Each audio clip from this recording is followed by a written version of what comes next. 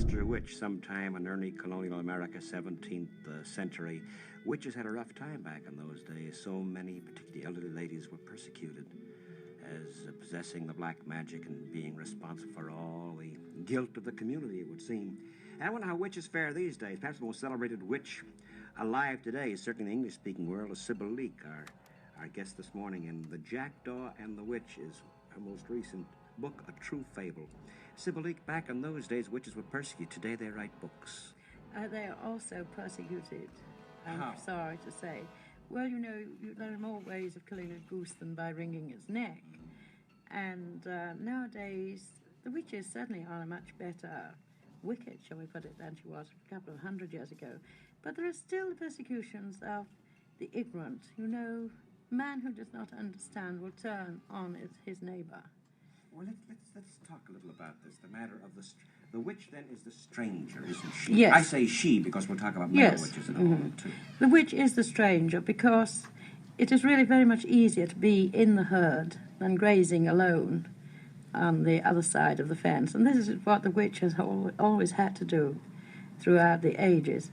But in the ways, if I may give you an example of how a witch may be persecuted today, I have recently come to live in America. I intend to make this my home. I've emigrated. But in Britain, I was quite well known, I may almost say famous in several spheres, including radio and television, as a writer. I also had a very, very flourishing antique business, which, when the lease ran out, my landlord said, "Sybil, renounce witchcraft and the lease will be renewed." And I had a terrible temptation, because here was I with two boys to bring up, elderly mother and elderly aunt, and suddenly I'm faced with this in the 20th century. And so I came to America. We have this phrase, don't we? Witch hunt. Yes. When we hear this is connected with political dissenters, certainly throughout history, and I imagine religious dissenters. Oh, too. yes. Witch hunt. Of course. So the word does have connotations, doesn't it? Yes. Well, suppose we ask, before we ask you about the jackdaw and the witch, in particular jackdaw named Hotfoot Jackson, you say you renounce witchcraft. What is witchcraft? I was known all over Europe as the leader of witchcraft. All through the time when the witchcraft laws were not repealed. You know, they were not repealed. Were there witchcraft laws? Oh, yes, until 1951. I helped to get them repealed, because there are many archaic laws which should not be there. But nobody really worried too much about me. I was on very friendly terms with the community and the outside community. But the word witch in America has very different connotations than in Europe. As I say, nobody bothered about this, except people who were a little worried about anything, like my landlord. You know, if a coloured person had walked through our village street, he would have sworn that we were being invaded by Africans. His mind was so prejudiced and twisted. And the fact that I had held a shawl, I see a parallel. That the mind which will, seek revenge on a witch will also seek it in anything that it does not understand. And this is why I lecture extensively on witchcraft and psychic phenomena, because I think once we get to an understanding, then we release fears. You said witchcraft and psychic phenomena. So you connect witchcraft today. Then you would be a euphemism, would it not, for psychic phenomena? Not exactly, no, because one can be interested in psychic phenomena without adopting the religion of witchcraft. Oh, what is the religion of witchcraft? The religion of witchcraft is a belief in a universal mind, a supreme being from which all forces of life come, and which by a process of reincarnation all forces of life go back. The difficulty, of course, occurs in the fact that witches do believe that there can be a manipulation of events in this world helped by the outside world. And, of course, this is occultism, probing in the unknown, the mystique and the mysterious. So and the fear is there. Fear, too. You believe you believe in reincarnation. This has Most to be one of the emphatically, aspects of yes, it, doesn't it? yes. What were you? I don't know. What do you think you were? I really don't know. I've said we once made a tape that went back about 550 years, and it seemed that I was always involved in some form You said the of tape magic. went back to 500. Yes, in the regression under hypnotism, which a parapsychologist did with me some time ago. This tape went past. Yeah. The parapsychologist is a psychologist, basically, who goes, para means farther, way out, who goes into the realms of the other world as well as this. And you would be, perhaps more interested, I suppose, in experiments of Dr. Ryan at Duke, wouldn't you? Well, quite frankly, whilst I have the greatest admiration for Dr. Ryan at Duke, I understood all that he was doing when I was 12 years old. And I think we have progressed a long, long way, because he was only involved with experiments in the laboratory. And ESP phenomena does not function at its best in laboratory conditions. You had a rough time with some, perhaps you would describe as skeptics. Well, skeptics, I love skeptics. Anybody who has anything to say must always meet a skeptic, because ultimately the skeptic either must admit he's a fool or be your best advocate. You don't mind. So he can take his choice. You don't mind then being your, shall we say, fool-skeptic. Not at all. All right, not at all. I'll be then. At this moment, I love the skeptic. Gadfly. I'll be Gadfly. Yes, you'll be Gadfly. So, but remember the end that Gadfly came to. Lived for 24 hours and had everything. But then there was no more. I'm going over to so don't be Gadfly. The jackdaw and witches, witchcraft, and myth and legend has always, in folk music, of course, in folk song and folklore, the aspect of the mythic is always powerful there. But don't you see the myth as always having an element of fact in it? That your folklore always went back to something that was basically a truth at that time, and which over a period of years has, some of the truth has got a little lost, but the basic truth exists always. In folklore, folk songs, folk dances, the Watusi, which is a so-called modern dance, is an African folk dance. But how many people dance in the Watusi? The English Morris dance has of course, yes. Spring and the growth. And goes back into witchcraft. The hobby horse dance. Now your whole family, you're from a heritage of English witches, aren't you? But not English witches. Irish and Polish. Irish and Polish witches. Well, are there differences? This concerned gypsies too? I'm asking yes, the area where I lived in Britain was one of the last strongholds, one of the last strongholds of the the New Forest of Britain, of the last remaining races of real gypsies. I mean the people who do not live in houses, would not live in houses, have a code of their own, and it is a very dignified code. It may not be our code, but this code works in their race and their tribes. They have a very patriarchal code, and certainly they do understand witchcraft. They understand herbs, they understand healing, and they understand that in witchcraft you have this affinity to nature, this harmonious existence, really, spiritual existence. Several questions. I spoke of healing. I know it's a phrase that may be rather dangerous. Faith healing is the witch. Does the witch subscribe to medical practice? No, I do not go to doctors. My sons, Stephen and Julian, I think have never had medicine or a vitamin pill in their lives. They're very handsome boys. They have wonderful framework, and they have not had any fads or foibles on diet. They've not been vegetarians or anything like that. They've just had what I call a well-balanced diet. Well, suppose an accident, just assume for the moment, Well, I think... An accident befalls you, hit by a car and the leg is broken, let us say, or fractured. What in that instance? Well, I think that it is ridiculous not to use, if you wish to, anything that is availing in the century in which you live. I don't think that one should always be archaic in the approach to medicine. Take the best of both worlds is really what I've always believed in every way. I see. But your point is you will not lean on. There's a recent book called The Doctors that but very few witches, very few witches would be run over by a motor car. Oh, that's so? How come? Well, certain precautions would be taken. I heard somebody said the other day to me, "Oh, do be careful." I said, "This isn't my day for being run over by a motor car." Well, it isn't your day. Now, you have a, what shall we call this? A premonition, but in witchcraft terms it's something else, isn't it? Well, it is looking into the future. It is seeing future events It is rather manipulating your life around these future events to the best advantage. And this, of course, is a form of magic. Is there a matter of will involved here? Certainly, will has to be involved. Well, how is the will involved if you say it is not your day, then isn't that something preordained? To a certain extent, I think that one can be pressurized into major events of your life. And it's a moot point whether being knocked down with a car may or may not be a major event. It might be more devastating not to be knocked down with a car and find your house burnt down, your husband left you.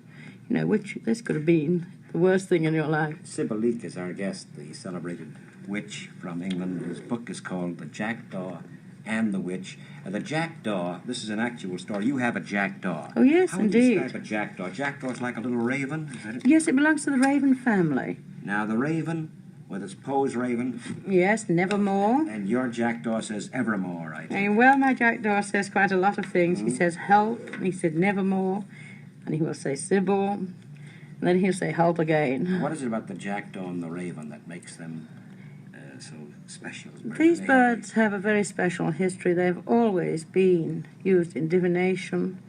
Many people associate the cat with witchcraft, but in Europe the cat was not introduced until the 14th century, when witches had been known for thousands of years before.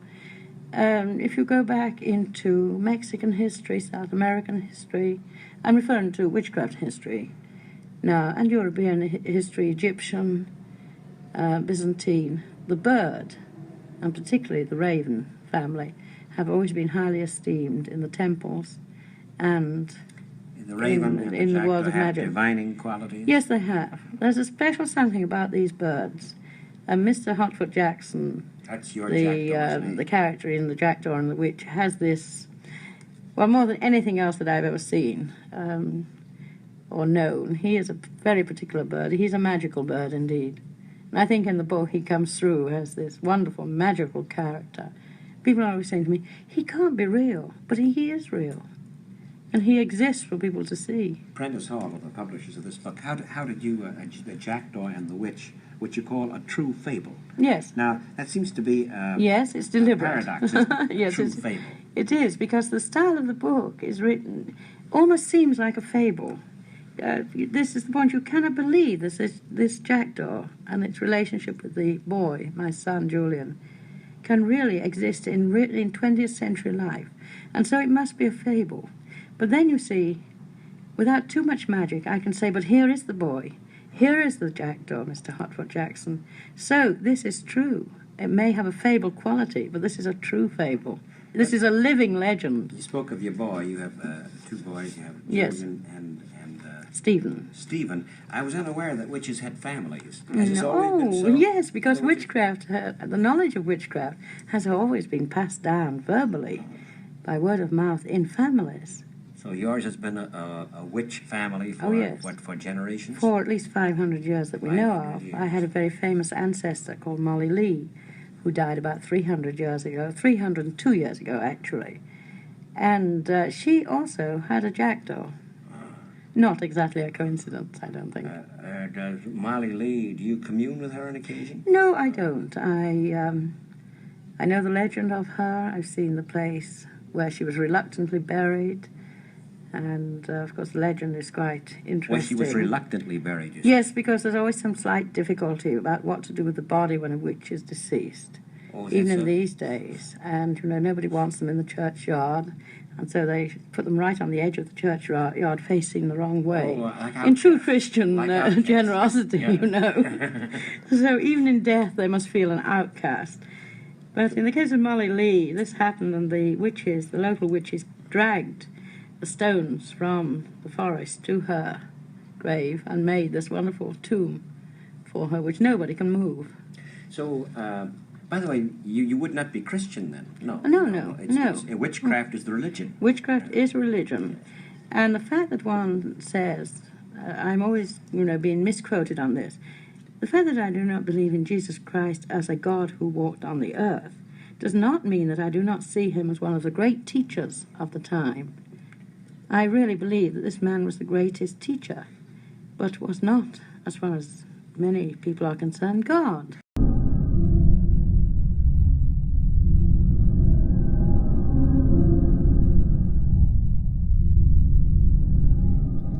And so, newspapers go to town on this. You get lovely headlines, pagan, heathen, and so on.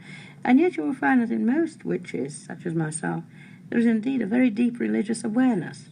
It may not be understood, but it is there. Then, this is interesting, because the first impression of the witch as little kids reading books, whether they be legends or fables, the witch is always, generally she, the woman, has been on it, of evil, is it not? Yes, it is, but you should also read some Italian fairy stories, where the witch is the beautiful little girl.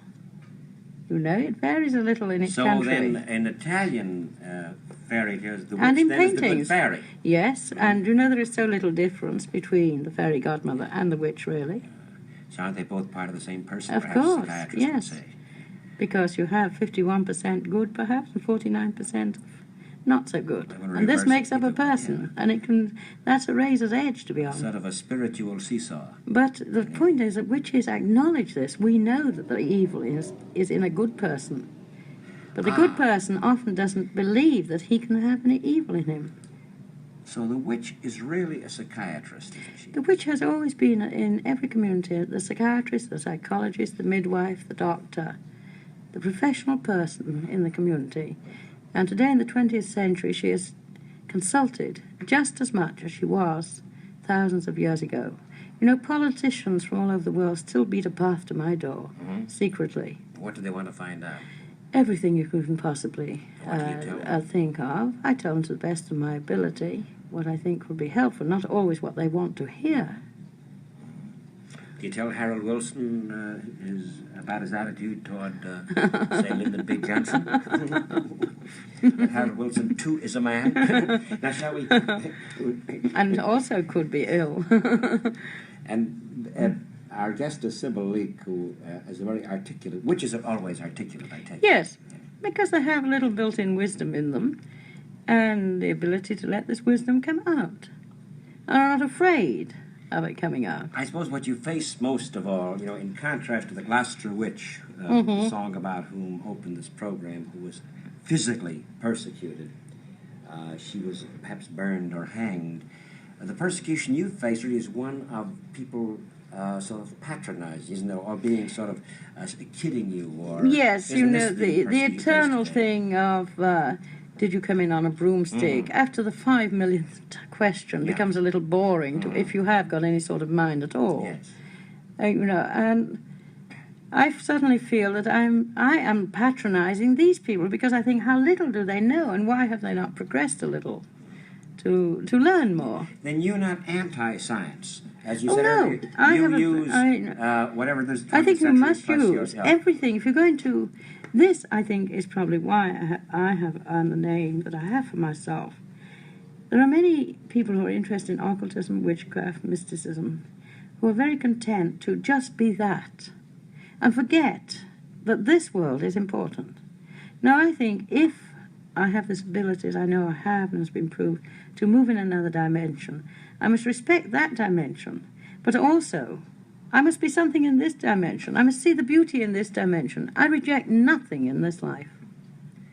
Nothing at all. So this is a fascinating point here, that there's an impression perhaps of witches in the 20th century is that it's a cop-out, if you know what I mean. Yes, In it's terms not. of, It say, is certain not. evangelists who are laying on of hands. Yes, now, you don't It subscribe is not. to this. No. Now, this is one thing that intrigues me, particularly in America, because everyone in America seems to be looking for an escape hatch. And the one thing that witchcraft is not is an escape hatch. It demands of you, and you have to give. And it is no substitute for personal endeavor. But the wonderful thing is that the magic of it all is it helps to extend your horizons. It helps you to be a little more than yourself. It takes you along wonderfully adventurous paths in a much more interesting way. And you've really got one eye in one world and one in the other. And so life is an adventure. You very rarely meet an unhappy witch in the 20th century. That's a fascinating point. And the witch then perhaps is both a psychiatrist and a poet. I mean, the element, Yes, the aspect of poetry. because if you're near to nature, if you are close to vital things, real truths, there must be a poetry in you. You know, the first thing I ever had published when I was 16 was a book of poetry. And reviewers didn't understand that this poetry was not really the work of a girl of 16. It had a maturity about it. It was the accumulation of all my family in this poetry. Their eyes were seeing the things. I was just interpreting for 500 generations of witches. You're talking about 500 generations of witches, and there's not you don't mind if I laugh now? No. There's not an unhappy witch. You also have a nature about you that's good. This is the opposite of the mythical witch you read about in the fairy tales. And you said, how many witches are there? I mean, has there ever been a census taken of witches in the world? Well, we're a little nearer to a census at the moment than we've ever been, because there are about 8,000 in Britain. I personally know 800 in America, and I'm talking of authentic witches who understand the principles of the religion. There are about 8,000 in Australia. There's certainly more than that in Germany. There's a few million scattered around the world, yes. And this is really rather wonderful to think that despite all the persecutions of a minority religion, that this craft, Wicca, the craft of the wise, as we call it in Europe, has survived, despite persecutions and being driven underground. Is there a driving underground today in certain parts of the world? No, it is coming much more into the light, and I'm delighted about this. I would like to see it much more into the light in this way. I think the time has come now when the witchcraft rites could be examined by the rest of the world. There's nothing that one should be ashamed of in them, and people would see that within these rites are the elements of the very essence of religion. A very simple, uncomplicated religion that was built for man who was not expected to be God. Is it possible for you to describe or talk about these rites? This is the difficulty. This is the verboten part, the forbidden part at the moment, which I fight against myself in witchcraft. But when you think it's only 13 years since the laws were repealed, it's perhaps a little early to expect that the full... held underground. Yes, the actual rites are still... You know Arthur Miller's play, The Crucible? Oh, yes. And there you recall there was the practice of what... The girls were hysterical, yes. You recall, kinds of black magic, as a result of which innocent men and women were hanged for witchcraft, for dissenting. You probably feel unhappy about the play, I would guess. Yes, I went to the first night of the opera of this in San Francisco, and I did feel very unhappy about this, because it was if... centuries and centuries of injustices were there before my eyes, because of the millions of witches who were hung or burned. Not all of them were witches. Many innocent persons were. No, I meant perhaps unhappy about that because he was equating hysteria, too, if you recall. Yes, well, there is a certain amount. In fact, there is today in the younger element who suddenly wake up one morning and say, goodness me, I've tried everything, LSD, I've threw buses over, now what can I do? Oh, today I'll be a witch. And that can generate a form of hysteria in young people. It's not authentic witchcraft. No, this is not, because there's discipline in witchcraft, because you cannot achieve any effects of magic without discipline. The magic is only as good as the operator. And if you're not good, it comes back on you. In the old days, the temple priests who didn't perform their magic properly were flying over the cliff. So they had to be good to survive. You're talking now, that's interesting. You speak of magic, at the same time you speak of a certain craft of magic, too. Yes, I do. Magic. Because I think that in magic is a craft, inasmuch as there's the technical knowledge involved, the right words at the right time, the right dance at the right time. Because dance is very much linked in witchcraft, as it is in anthropology, in the primitive tribes. This was the first expression of emotion, dance, wasn't it? Yes, so there is a dance involved with witchcraft. Oh, yes, indeed there is. And dance also represents certain joy of life, too. Yes, and dance is associated. The difficulty is that witchcraft is often thought to be so greatly involved in fertility rites, but these fertility rites were not the fertility rites of the human beings. It was for the survival of crops, to see people through winters when there were no refrigerators. Yes. A very different thing. The thing about witches, the word The Jackdaw and the Witch is your recent book, available, Prentice Hall to the publishers, deals with this a little divining bird, the jackdaw. Yes. And how you met it, is that it? Yes, and it also is the special relationship between my youngest son, Julian, and this bird. But also there's a great deal I think, of magic and philosophy in the book. Although it's a book for all ages, the publishers could not say this was a book for children, it wasn't a book for adults. It had this mystical quality. But beyond it all, there's the study of how the bird goes into all sections of society and can say things that no human being can say. But he says many things that a witch could say. And he was known to go to the coven meetings and newspaper... A coven meeting? Yes, that is coven is a gathering. A gathering of witches, yes, the authentic gathering. And newspaper reports from all over the world have always said, is Mr. Hotfoot Jackson, or isn't Jackson he... was the jackdaw. Yes, or isn't he a familiar? And even at the end of the book, I think the reader is left with this question. Not quite sure, but one thing they are sure about is that this bird is no ordinary bird. You know, since you used the word familiar, perhaps we should talk about this a bit. The jackdaw is a familiar. We hear talk, reading, legends, stories about the old woman and her cat familiar. We know during the difficult time old ladies were having in colonial New England, many of them lived with cats. And a familiar is what then?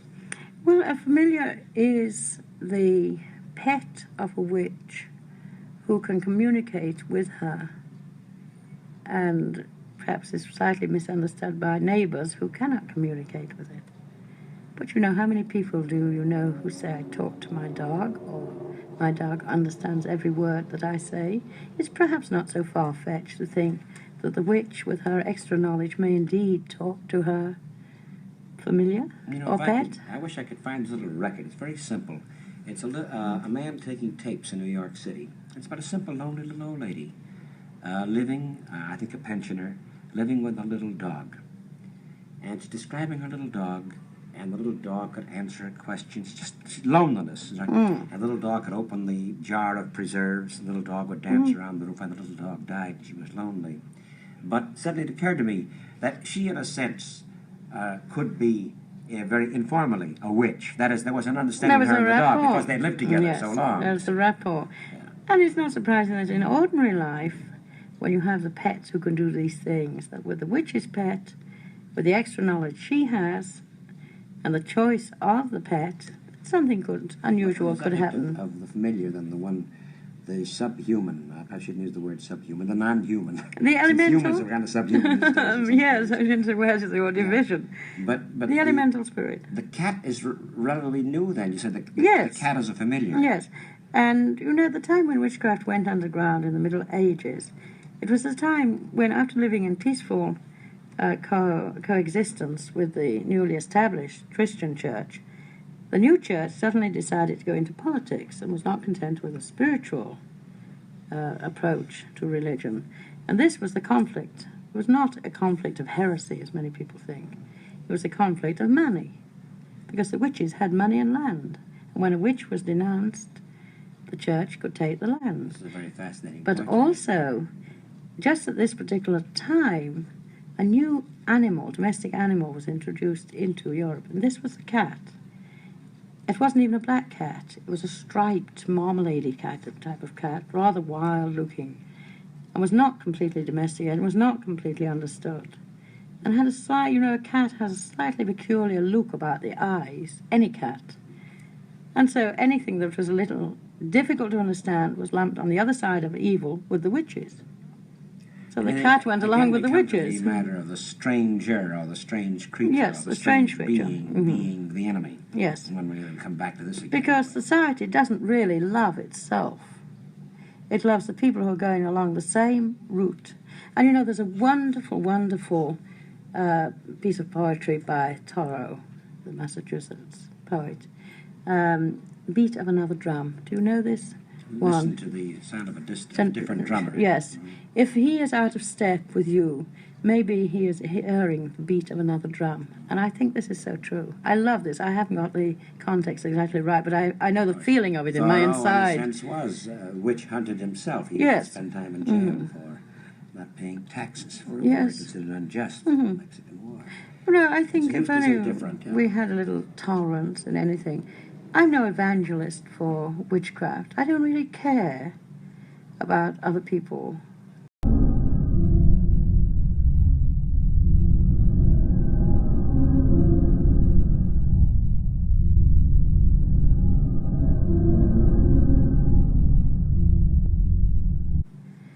about other people.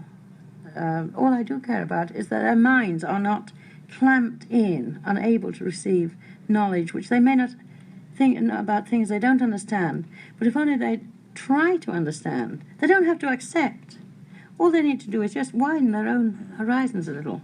The part that interests me, well, all of it does, but one part particularly, Miss Leek, Sybil Leek, is that you say that it's not a cop-out. That is, even though you believe in reincarnation, you speak of now, this time on Earth, this world, this life, being a very rich and full one. Too. It's not a question of saying, oh, don't worry about it now, there'll be pie in the sky. No, I don't believe in pie in the sky. I do not believe that any religion should offer bribery in the intangible future at all. And this, again, is the changeover from witchcraft into the old religion, as we call it, into the new. The time of witchcraft, there was an air of happiness, of being personally involved with living and not being ashamed about it. It was a time when sex and love was talked about quite freely, because this was the life force, and there was nothing indecent about it. It was a matriarchal system. The woman was revered as never before, really. You know, Vestal Virgin didn't just mean somebody in a temple. A virgin in those days meant a woman who was sufficiently mentally well and adjusted to be able to choose her own husband at a time when other people didn't. And then suddenly we get a changeover with religion bringing the most terrifying concepts into it, and always the personification of death there. So it's really a sort of you're not too far removed from a man named Norman Noel Brown. No. This book, No. you know, I think it's talking about repressiveness. The witch then is anti-repressiveness. Certainly. I think that in this life we should still see there is a tremendous life force, a surge going on. Why not be part of it? Why not enjoy it?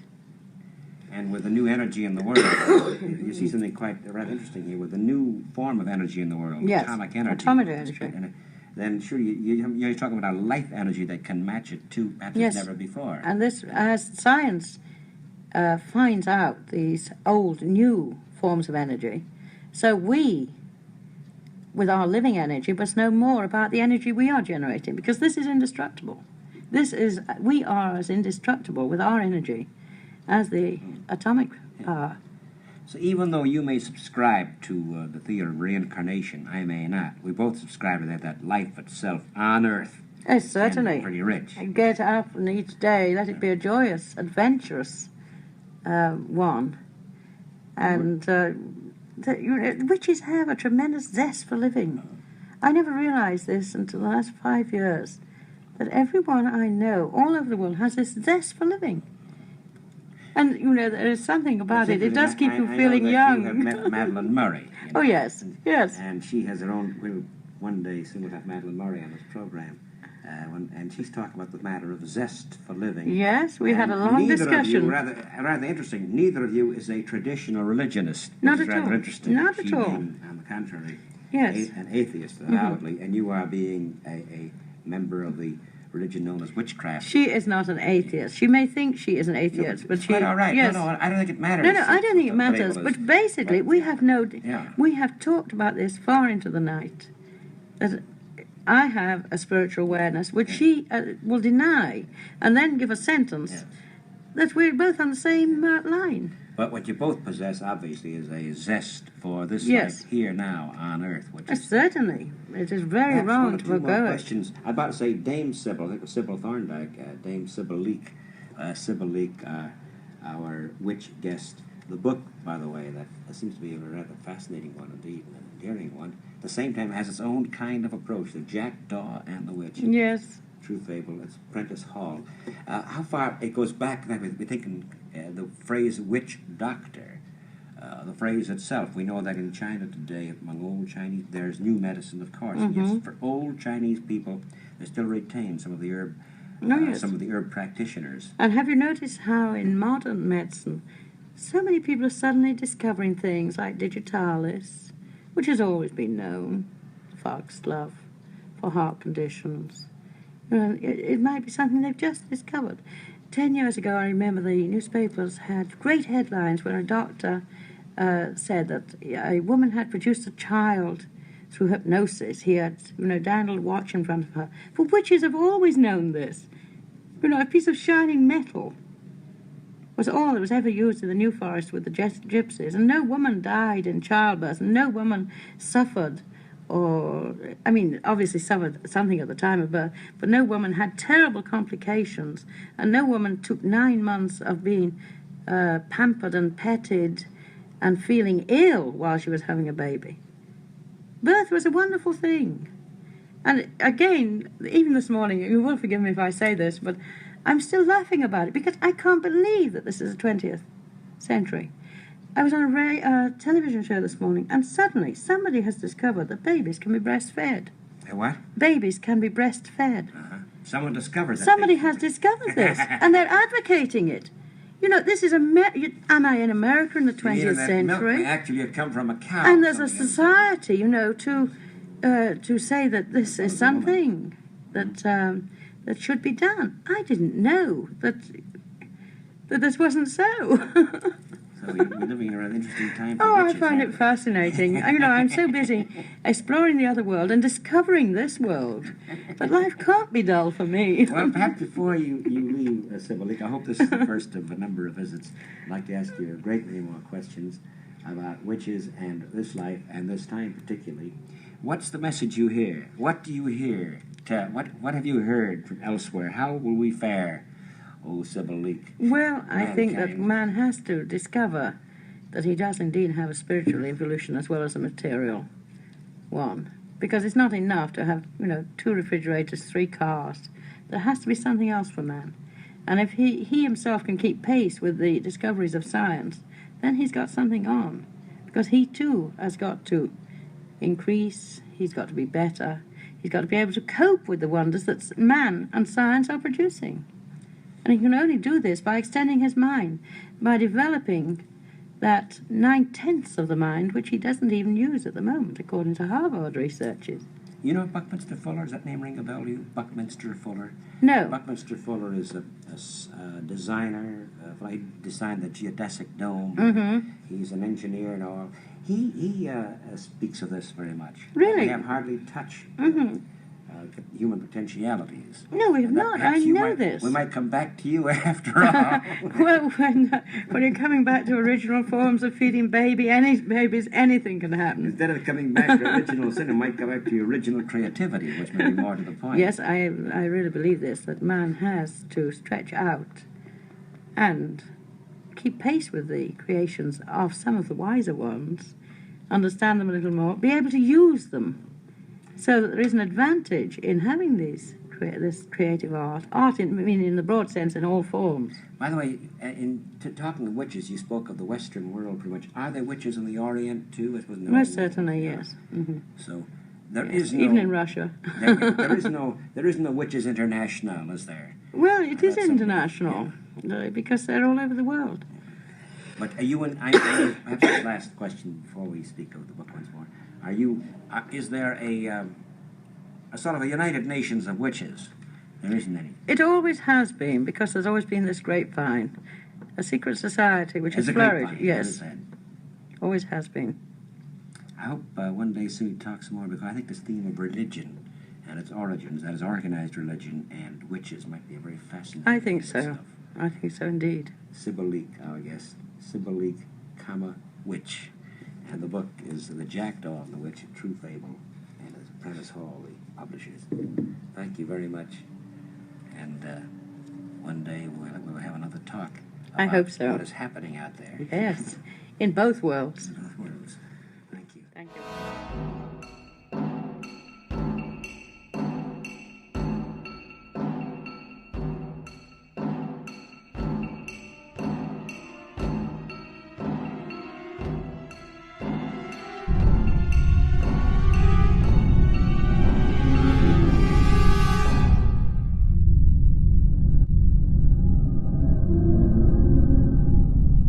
Halloween. Well, for most of us, that's an excuse for a party, an excuse to get dressed up and have a good time, the traditional time when spirits walk. But if you believe in witchcraft, then Halloween is one of the most important times of the year. Now, I'm in the heart of the New Forest, a forest that is absolutely steeped in witchcraft. In the forest there are covens of witches in the forest, each of them with 13 witches, and they all take Halloween very seriously indeed. This is the room of one of them, Mrs. Sybil Leek. She's a housewife and mother, she's 41, she's an antique dealer, and a self-confessed white witch. Now that means that she uses her powers for good and not for evil. She says that she could do all the frightening things like sticking pins in effigies and bringing curses down on people's heads, but she doesn't. And yet, basically, the meetings or services or sabbats, as they're called, are exactly the same, whether they're for black or white. Now, tonight, the witches and the warlocks will be meeting at such a sabbat. What will they be doing, and why? Taking part in just one of the 4 great sabbats which witches have always done for thousands of years. We shall be doing it because Halloween is quite important to us as a religious ceremony. It's the time of the year when the fire of the sun is dwindling, and of course we don't want this to happen. And it is also the time when we ourselves will be feeling in great need to renew the energy of our occult powers within ourselves to carry us through for the rest of the year. It is the sun goddess that you worship, is it? No, it is the mother goddess, the goddess of nature, that we worship. But of course, fire is quite important in nature. What sort of trappings will you use? A few of them near to my cave. There are others, of course, but I don't have them all here to show you. Being of a fairly high occult order, we in the New Forest don't use so many trappings and rituals as perhaps other covens do, but there are basic things which we all need. That is the sword and various other things. Are there very many witches about? Well, I think you would be very, very surprised if you knew how many initiated witches there are in the whole world. And not only that, there's a very great following in witchcraft.